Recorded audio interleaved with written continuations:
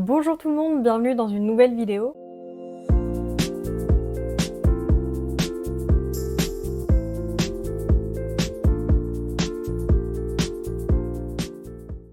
Aujourd'hui, c'est une vidéo que je comptais pas forcément faire en format YouTube, mais je voulais faire un reel sur Instagram et il s'avère que je parle trop, donc je préfère vous en faire une vidéo YouTube. Je vais vous présenter tous les livres que j'ai en cours. D'habitude, je ne suis pas du tout du genre à avoir 15 000 lectures en cours. J'en ai maximum à chaque fois 3, peut-être une en papier, une en audio, une en liseuse, mais c'est vraiment très très rare. Depuis le début de l'année, j'ai un rythme de lecture chaotique, d'où le fait que ce soit chaotique sur ma chaîne aussi en termes de vidéos. Et c'est assez symptomatique avec tous les livres que j'ai en cours. Juste pour vous donner une idée du nombre de livres que j'ai en cours, j'en ai 1, 2, 3, 4, 5, 6. J'en ai 6 en papier et 2 sur ma liseuse. Et j'en ai aussi commencé en audio que j'ai arrêté. Mais bon bref, on va pas rentrer sur les audios parce que sinon ça va être très très long. Je vais commencer avec le premier roman, c'est Les naufragés du Voyager de David Grann. Je l'ai commencé en avril. J'avais écouté plutôt 3 chapitres, ce qui correspond à 70 pages. Non, j'ai écouté 2 chapitres, ce qui correspond à 70 pages. Je suis arrivée au chapitre 3 et je ne me souviens de rien. Voilà, c'est aussi simple que ça. J'ai quasiment rien retenu, mais en fait non, j'ai absolument rien retenu parce que je ne sais pas qui sont les personnages, je ne sais pas ce qui s'est passé pendant ces 2 chapitres. Ça fait très longtemps et je pense que j'étais pas assez concentrée. Donc voilà, je pense que je vais le recommencer à zéro, tout simplement. Parce qu'il m'intéresse quand même, ça a l'air vraiment cool. Et peut-être que je le lirai plutôt en audio, enfin que je l'écouterai et que je me le prendrai sur ma liseuse, j'en sais rien. Mais en tout cas, il me fait vraiment envie, ça a l'air très très chouette comme histoire. En soi, le résumé, c'est juste le naufrage du Voyager, de comment ça s'est passé, comment on fait les survivants, etc. Et c'est en 1740. Donc voilà, ça a l'air cool, mais il faudrait que je le recommence parce que je m'en souviens plus. Le prochain, c'est vraiment le pire parce que c'est Caperucita en Manhattan de Carmen Martín Gaite. C'est un livre que j'ai commencé pour une vidéo et c'est le dernier livre que je dois lire pour terminer cette vidéo. Et pour tout vous dire, j'en suis au chapitre 7, ce qui correspond à 109 pages. Donc je suis au chapitre 7 sur 13. Voilà, ça fait vraiment... Je sais pas pourquoi je l'ai pas continué, peut-être parce qu'il est en espagnol. J'ai commencé à le lire, puis je me suis arrêtée parce que je voulais faire un point lecture et puis j'ai pas pris le temps de de faire le point entre les deux. Quand je l'ai fait, ça faisait un petit moment. Enfin bref, il y a plein d'excuses pour on sait pas trop quelles raisons, mais en tout cas c'est des excuses, soit. Mais écoutez, celui-ci, j'ai lu un chapitre l'autre jour. J'ai lu un chapitre, j'étais au chapitre 6 depuis des mois et des mois. Et là, j'ai lu le chapitre 6, j'en suis au chapitre 7. En plus, c'est vraiment pas très long, hein. C'est des chapitres qui font une dizaine de pages à chaque fois, donc il faudrait quand même que je me bouge les fesses et que je le lise. Voilà, je dis ça et est-ce que je vais le lire dans la foulée? Pas forcément, parce que je suis sur une lecture en cours dont je vous parlerai juste après, sur ma liseuse, et j'avoue, j'ai plus envie de lire ma lecture sur la liseuse. Peut-être celui-ci, il a un potentiel d'abandon parce que je le trouve un peu chiant. Mais je vous en reparlerai dans cette vidéo. Peut-être que ça sera un abandon pour celui dans la vidéo. Je sais pas, j'en sais rien. Je vous lis des choses, mais je suis pas certaine de ce que je dis, hein. Ensuite, j'ai commencé en août Les voleurs d'innocence de Sarah Walker. C'est un livre que j'ai trouvé chez Emmaüs, chez mes parents. Et j'ai entendu beaucoup de bien de ce roman. En tout cas, j'ai eu de bons retours. Et vraiment, celui-ci, il me fait toujours autant envie. J'ai lu 124 pages sur 600, non? Ouais, 620. Et c'est juste que la grosse pavasse comme ça, je sais pas, ça me bloque un petit peu. Mais l'histoire en elle-même a l'air très très cool. C'est l'histoire de 6 sœurs qui vont toutes épouser un homme et mourir très peu de temps après leur mariage. Donc ça va être un peu la malédiction de ces sœurs et tout. Et, et du coup, on va suivre cette famille-là et de cette sororie, de pourquoi elles sont mortes, comment elles sont mortes, etc. Et c'est vraiment chouette. J'aime bien le début. Enfin, début, oui, si, c'est un peu le début parce que j'ai lu que ça. Bon, on voit pas très bien comme d'hab, hein, il n'y a pas une très bonne luminosité. Mais écoutez, je l'ai arrêté parce que je suis un peu trop intimidée par ce livre-là. parce que il est gros. D'habitude, j'aime bien les romans qui sont assez épais, j'aime bien les pavés, mais là, mon rythme de lecture chaotique, il aime pas trop les pavés. Ensuite, j'ai Rouge comme la mer de Rita Chang Epig. C'est un livre qui m'avait été offert par ma famille pour mon anniversaire. J'avais eu un bon cadeau et j'avais choisi celui-ci. Et là, j'ai lu 149 pages. Je suis au chapitre 13 et il en fait 400, ouais 400 à peu près. Et celui-ci, je voulais l'inclure dans un vlog sur les pirates. Je crois que ça a commencé par celui-ci, le manque de motivation pour la lecture. Je crois que c'est l'un des premiers qui a été mis en pause. Et celui-ci, c'est que je crois que je suis pas trop dans l'histoire. Peut-être que ça va être un abandon. En fait, j'ai envie de laisser encore un peu un bénéfice du doute parce que je suis dans la deuxième partie. Et la deuxième partie s'arrête à la page... Attendez, je vais pas y arriver. Voilà, la deuxième partie s'arrête à la page 195. Je suis à la page 150, enfin 149. Donc, peut-être que lire une quarantaine de pages avant de me décider, ce serait cool. Mais je sais pas. Je sais pas. Vraiment, cette vidéo, ça va être moi qui ne sais pas, hein. Mais bon, celui-ci, vraiment, j'aime bien le résumé et l'idée de l'histoire parce que du coup, on va suivre une femme pirate dans mer de Chine, c'est ça, ouais, en Chine méridionale, au début du 19e siècle. Et c'est un résumé qui m'intrigue vraiment. J'ai envie de savoir ce qui se passe pour cette femme pirate, etc. Et en fait, c'est que là, on a quand même pas mal de descriptions. Ça fait très longtemps que je l'ai commencé. Ça fait depuis mars-avril, je pense. Et du coup, je suis un peu mitigée aussi sur ma lecture parce que enfin, c'est une femme pirate et moi, je veux de l'épique. Et pour l'instant, j'en ai pas eu parce que c'est quand même pas mal de commerce, de stratégie, etc. Et c'est intéressant aussi dans un sens, mais c'est pas forcément ce que j'attendais de ce livre.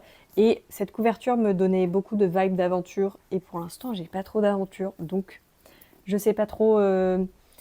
Il est en stand-by encore pendant 40 pages et après, on verra si je l'abandonne ou pas. Mais ça me ferait vraiment mal au cœur de l'abandonner parce que je le trouve vraiment très beau. J'aime beaucoup cette couverture et le fait que ce soit en brillant, là, le rouge, je sais pas comment on appelle ça. Ensuite, celui que j'ai mis en pause, et c'est pas de la faute du livre, c'est vraiment de la mienne, c'est un édition Hurlevent pour vous dire. C'est Aux heures sombres de la tyrannie de Rose Castelet et il est mis en pause. Voilà. Je vous avais dit que j'avais un problème avec les pavés et là, typiquement, c'est le cas.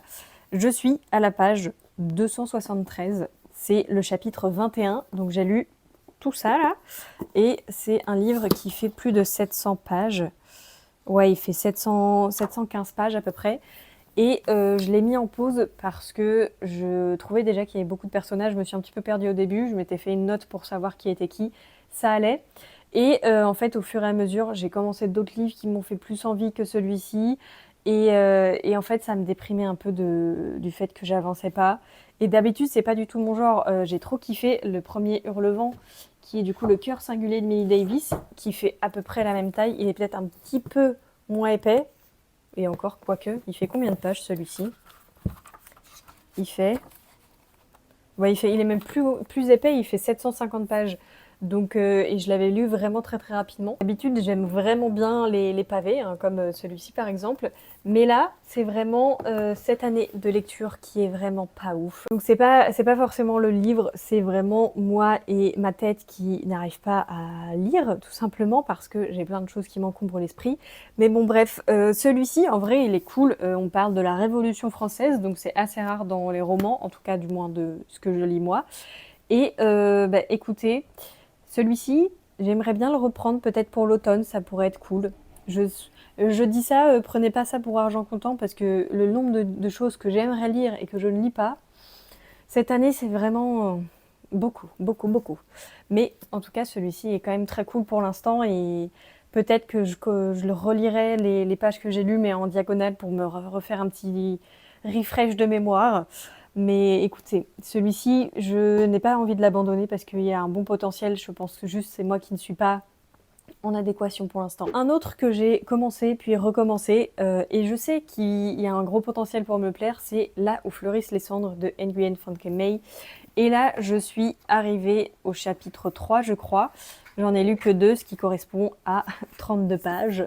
Donc, c'était pareil, la première fois que je l'avais commencé, j'avais lu 2 chapitres, je crois, et je m'étais arrêtée. Et là, c'est à peu près pareil. Je suis Je sais pas pourquoi, je l'ai commencé puis arrêté 2 fois déjà, mais je sais qu'il y a un gros potentiel pour que ça me plaise. En plus, j'avais adoré Pour que chante les montagnes de la même autrice. Ma mère, je lui ai fait lire, elle a beaucoup aimé. Peut-être que celui-ci, je lui filerai avant et que moi je le lirai après. J'en sais rien honnêtement, mais celui-ci, je sais qu'il peut me plaire, mais je crois que c'est un livre où je sais que je vais pleurer et je crois que j'ai pas envie de pleurer. Parce que j'ai pas envie d'être triste et vous allez le voir un peu dans mes lectures de manière générale. Je vous ai pas fait d'update d'ailleurs, mais je pense que je sais pas trop encore si je vais en faire un. Je préfère rien vous promettre parce que je ne sais pas. Mais j'ai lu quand même beaucoup de fantasy, de jeunesse, etc. parce que j'en avais besoin. Je vais vous parler déjà de Tom Lake de Anne Patchett que j'ai sur ma liseuse. Et là, j'ai vraiment beaucoup avancé puisque je suis à 59%. Je l'ai du coup sur mes liseuses et je le lis également, enfin je l'écoute en audio. Et je l'ai commencé cet été ça aussi. Et en vrai il est cool, mais c'est vrai que je pense que je l'ai fait un peu trop traîner. Donc en vrai il faudrait que je le termine parce qu'il est quand même chouette. Et c'est lu par Meryl Streep, donc ça fait gagner des points automatiquement pour moi. Mais en soi, il est cool. C'est l'histoire d'une femme qui raconte son histoire d'amour de adolescente, jeune adulte, avec un mec qui est devenu connu, un acteur connu. Et elle raconte ça à ses filles. Et c'est vraiment très chill, c'est pas prise de tête, c'est assez lent. Et franchement, en anglais, c'est quand même assez accessible, je trouve. Et il est très cool. Je vous mettrai la couverture juste ici hein, parce que bah, je vais pas vous le montrer sur mes liseuses, ça sert à rien. Et celui que j'ai commencé il y a 2 jours, je crois, et que j'aime vraiment bien et que je pense terminer, lui, il va pas rester dans les lectures en cours très longtemps. C'est La petite boutique de sortilèges de, j'arrive pas à lire, Sarah Beth Durst, je crois.